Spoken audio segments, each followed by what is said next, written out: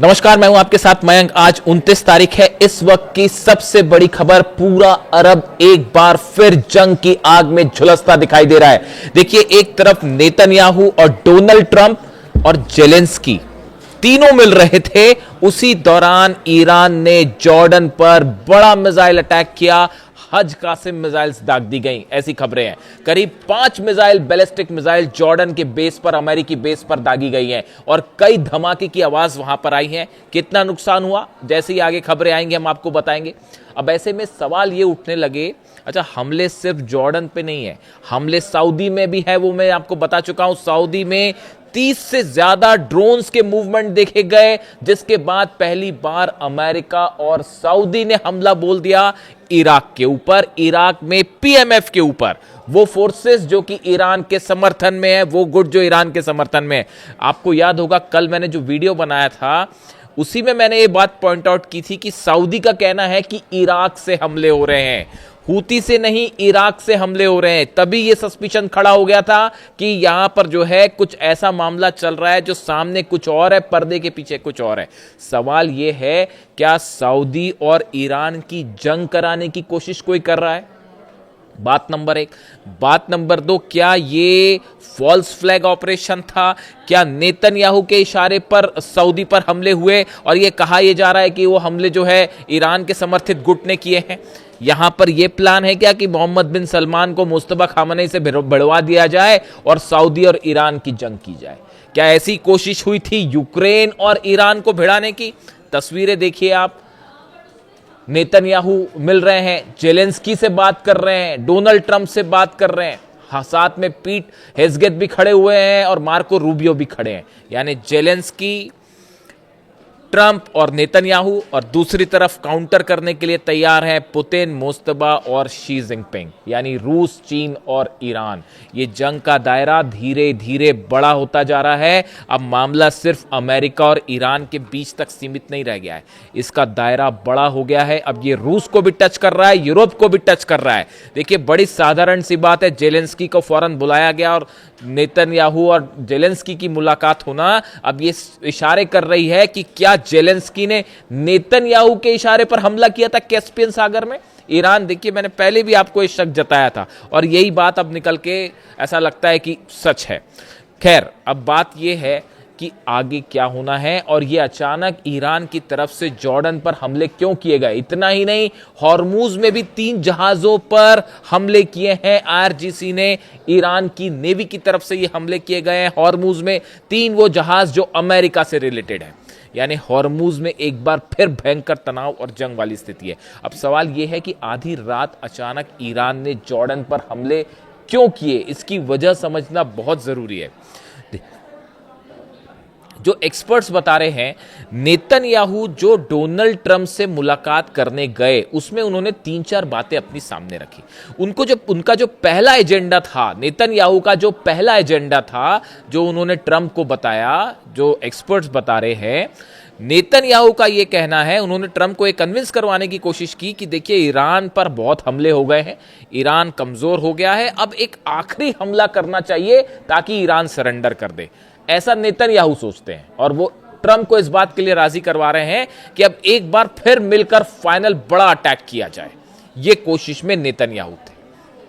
इसी का जवाब दिया है ईरान ने। अगर किसी को यह गलतफहमी है कि ईरान कमजोर हुआ है, किसी को यह गलतफहमी है कि ईरान की मिसाइल्स खत्म हो रही हैं, किसी की यह गलतफहमी है कि ईरान के मिसाइल लॉन्चर्स तबाह हैं, तो इस मुलाकात के बीच जो मिसाइल्स दागी गई, उन मिसाइल से नेतन्याहू डोनाल्ड ट्रंप को सीधा संदेश दिया कि यह गलतफहमी में मत रहिएगा कि ईरान कमजोर हो गया। बात नंबर 1, इसलिए अटैक हुए जॉर्डन में, इसीलिए अटैक हुए हॉर्मूज में। 3 जहाजों पर ईरान की तरफ से हमले किए गए। यह मैसेज दिया गया है अमेरिका को और खास तौर पर नेतन्याहू को कि ईरान की मिसाइल्स क्या कर सकती हैं, उसका एग्जाम्पल देख लो आप। और जो है वो हॉर्मूज में भी पूरा कंट्रोल ईरान का है। एक बार फिर यह दिखाया गया, यह संदेश दिया गया। दूसरी बात, सऊदी पर जो ये ड्रोन स्ट्राइक्स हो रही हैं, देखिए इसमें 2 एस्पेक्ट हैं इसके। एक तो हूती की तरफ से हमले हो रहे हैं, वो तो हो रहे हैं, लेकिन सऊदी का ये क्लेम करना बार बार कि इराक से हमला हो रहा है, इराक से हमला हो रहा है, तो अब इसके दो मतलब है कि ईरान ने पीएमएफ के जरिए ये हमले करवाए सऊदी पर, और ये संदेश देने की कोशिश की गई कि पूरा अरब हमारे निशाने पर है। अगर ये हमले ईरान और पीएमएफ की तरफ से किए गए, देखिए पीएमएफ के पास खुद के इतने स्ट्रांग ड्रोन्स नहीं है। पीएमएफ वो संगठन है जो इराक में जो है ईरान की मदद करता है, लेकिन उसके पास खुद के इतने शक्तिशाली ड्रोन नहीं है कि वो जो है सऊदी तक, रियाद तक हमला कर दें और स्ट्राइक भी कर दें। सीधी सी बात है कि ईरान के ड्रोन्स हैं। अगर सऊदी के अंदर ड्रोन आता है और रियाद में गिर जाता है, या अरामको ऑयल रिफाइनरी पे गिर जाता है, वो ऑयल रिफाइनरी अब तक जल रही है साहब, यानबू की जो पाइपलाइन है वो तबाह हो चुकी है। ये बड़ी स्ट्राइक्स हुई हैं सऊदी के ऊपर, और ये अगर ईरान की तरफ से ये हमला था, और मान लेते हैं कि ये पीएमएफ की तरफ से हमला है, तो ये ईरान की तरफ से पूरे अरब देशों को वार्निंग दी गई है कि अगर अब की बार ईरान पर हमला होता है तो नतीजा ये होगा कि पूरा अरब फिर से जलेगा। क्या ये वार्निंग्स दी गई? तीसरा एक और एस्पेक्ट है इसका जो कि वाकई चर्चा में है। कई एक्सपर्ट से मान के चलते हैं कि ये जो सऊदी में ड्रोन स्ट्राइक हुई, ये फॉल्स फ्लैग ऑपरेशन भी हो सकता है, यानी हमले किसी और ने करवाए और नाम लगाया गया ईरान का। क्या ये कोशिश थी कि सऊदी और ईरान आपस में भिड़े? क्या ये कोशिश थी?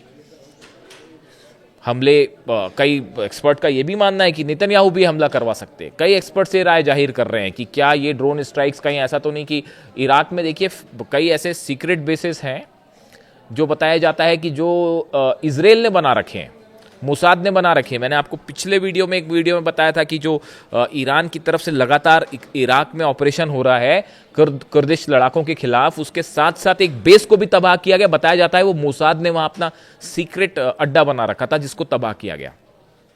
इस बात से भी इंकार नहीं हो सकता कि जो है ये किसी इराक में किसी इजराइल के सीक्रेट बेसिस से ये ड्रोन्स दागे गए सऊदी के ऊपर, और कोशिश ये थी कि बढ़ाया जाए मामला सऊदी और ईरान के बीच में। इस तरह की कोशिश भी हो सकती है। हालांकि पीएमएफ फोर्सेस की तरफ से जो है अभी आया है मामला सामने कि सऊदी की तरफ से फाइटर जेट से और मिसाइल से स्ट्राइक की गई हैं। बसरा के आसपास धमाके हुए हैं, इराक में बड़े धमाके हुए हैं, यानी अब सऊदी भी इस जंग में अंदर खिंचता चला जा रहा है। बाबल मंदेब बंद है, देखिए बाबल मंदेब पूरी तरह से बंद है। वहां पर फिर हूती ने दावा किया है कि एक ड्रोन हमने जो है सऊदी का मार गिराया है, तो ड्रोन भी मार गिराया, और उसके बाद सऊदी के जो जहाज हैं वो लगातार निशाने पर हैं हूती के। यानी जिस बात को लेकर रूस कह रहा था, देखिए अब आप ग्रुपिंग देखिए कैसे हो रही है। जेलेंस्की के साथ नेतन्याहू की क्या बात होगी, बताइए आप क्या बात हो सकती है? ऑब्वियसली कैस्पियन सी पर जो हमला हुआ है उसको लेकर बात है। कोशिश ये हो रही है, जो मुझे समझ में आ रहा है, कोशिश ये हो रही है कि अमेरिका सीधा नहीं लड़ना चाहता, वो इजराइल और यूक्रेन हो सकता है दोनों मिलकर एक साथ हमला करें, ये भी हो सकता है। संभावना जो है, आशंकाएं इसकी भी जताई जा रही हैं कि जेलेंस्की का नेतन्याहू से मिलना, और यहां पर एक बड़ी रणनीति तय हो गई है ईरान के खिलाफ। आप किसी गलतफहमी में मत रहिए। ईरान के खिलाफ अगले आने वाले 6 महीनों में क्या करना है उसकी रणनीति तैयार है। ये बात सब समझ चुके हैं, नेतन्याहू भी जानते हैं, ट्रंप भी जानते हैं, जेलेंस्की भी जानते हैं, पूरा यूरोप जानता है कि ईरान अपना यूरेनियम नहीं देने वाला, न्यूक्लियर प्रोग्राम पर रोक नहीं लगेगी, अब तो बिल्कुल नहीं लगेगी। तो ऐसे हालात में अब क्या किया जाए, कैसे हमले करवाए जाएं, कब हमले करवाए जाएं, इसका पूरा खाका तैयार हो चुका है। ये स्ट्राइक, ये जो जंग है, ये जंग अब एक नया रूप लेने जा रही है। देखिए रूस की तरफ से साफ कह दिया गया है कि अगर यूक्रेन जंग में कूदता है तो रूस की सेनाएं मदद करेगी ईरान की। ये पहला मौका होगा। देखिए इधर से सऊदी की एंट्री हो रही है, उधर से रूस की एंट्री हो रही है। अगर यूक्रेन हमला करता है तो काउंटर करने के लिए रूसी फौजें जो है वो ईरान की फौजों के साथ लड़ेंगी, इसमें कोई शक नहीं है। चाइना ने लगातार वार्निंग दे दी है एक बार फिर कि किसी भी तरह से इस जंग को आगे बढ़ने से रोका जाए, और खास तौर पर अरब देशों के साथ जो है वो वांग यी जो विदेश मंत्री हैं चाइना के, वो संपर्क में हैं, और उनकी पूरी कोशिश है कि कहीं भी जो है सऊदी इस जंग में एंटर ना कर ले। उनकी एक अलग कहानी चल रही है। तो देखिए ये 2 लॉबी तैयार है। इस बीच जो हॉर्मुज से खबर है, देखिए tension in the strait of Hormuz have surged after Iran's Islamic Revolutionary Guard Corps claim it struck and stop 3 oil tankers accused of ignoring its warning. फिर वही हुआ कि जो रास्ता ईरान ने बता रखा है उसको छोड़ के दूसरे रास्ते से पार करने की कोशिश हुई, और 3 जहाज पर ईरान ने हमले किए हैं, उनको कब्जे में कर लिया है, उन्हें रोक दिया है।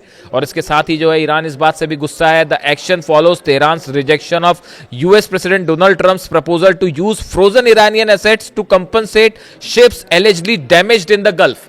अब डोनाल्ड ट्रंप की एक नई कहानी आ गई कि जो ये गल्फ में हमारे जहाज़ों को नुकसान पहुंचाया है, इससे ईरान की जो संपत्ति है जो फ्रीज कर रखी है, हम उससे इसकी भरपाई करेंगे। उसके खिलाफ ईरान ने मोर्चा खोल दिया है कि हमारी संपत्ति को अगर कहीं भी इस्तेमाल करने की कोशिश की तो हॉर्मुज पूरी तरह से बंद होगा और जंग हॉर्मुज में होगी।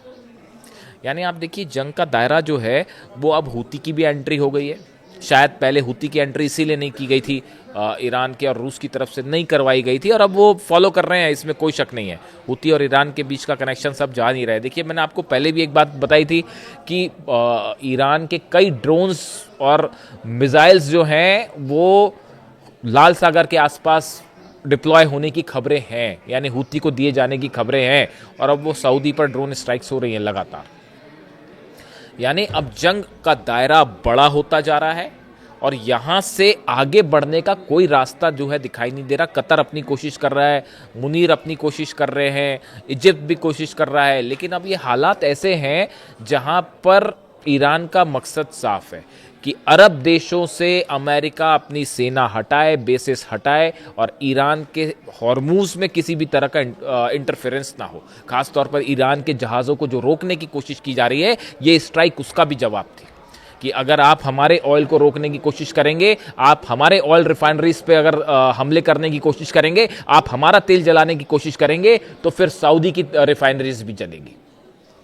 यूएई में, इराक में यूएई की जो ऑयल रिफाइनरी पर हमला हुआ वो भी इसी का जवाब था। देखिए ये अलग अलग चीज़ें नहीं हैं, ये सब जोड़ के देखी जानी चाहिए। 3 दिन पहले इराक में एक ऑयल रिफाइनरी पर हमला हुआ जिसको यूएई की कंपनी मैनेज करती है। यूएई की ऑयल रिफाइनरी पर हमला, सऊदी की ऑयल रिफाइनरी में हमला, और यहां पर जो है ईरान के जहाज़ों को रोका जा रहा है हॉर्मुज में। अरब सागर के आसपास से जो निकलने की कोशिश है वो अरब सागर में जो है अपना फोर्स अप्लाई कर रखा है अमेरिका ने। तो अब देखिए हालात ऐसे हैं कि ये जो आज मीटिंग हुई है डोनाल्ड ट्रंप की और नेतन्याहू की, इसके बाद इस जंग में एक नया फेज शुरू हो सकता है और आज की रात फिर भारी जाने वाली है। जो भी अपडेट होगा आप तक पहुंचाऊंगा। वीडियो कैसा लगा जरूर बताइए। Thank you so much.